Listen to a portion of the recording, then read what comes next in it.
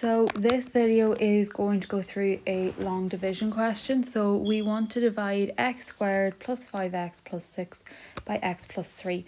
So as you would do with non-algebraic division, you're going to put the number you're dividing underneath the algebra sign. So x squared plus 5x plus 6. And then the number you're dividing by goes outside. And I always have a little column for rough work as well. So the first thing we're going to do is the first term underneath the division symbol needs to be divided by the term outside.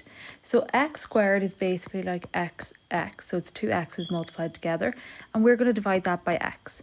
And what happens is one of the x's on top and bottom cancels out. So x squared divided by x just gives me x. So I write that on top.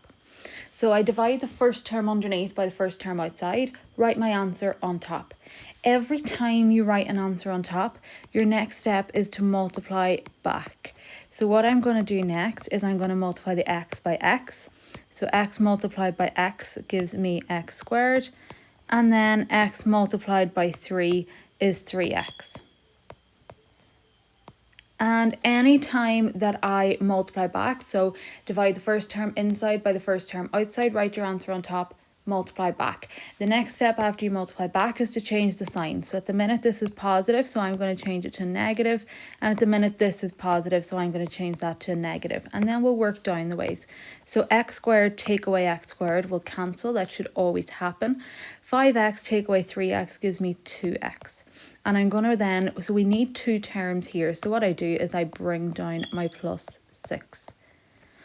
So now I'm going to start. So that's one cycle done of long division. So what I'm going to do now is I'm just going to start the process again. So the first term inside, 2x, I'm going to divide that by the first term outside, which is x. And again, one of the x's cancels on top and bottom, and I'm left with 2. And obviously there's no minus sign, so that means it's a positive 2. So I write my answer on top. Then I'm going to multiply back. So positive 2 multiplied by x gives me 2x. And then positive 2 by positive 3. So two positive numbers make a positive, and 2 3s are 6. Once I multiply back, I change the signs.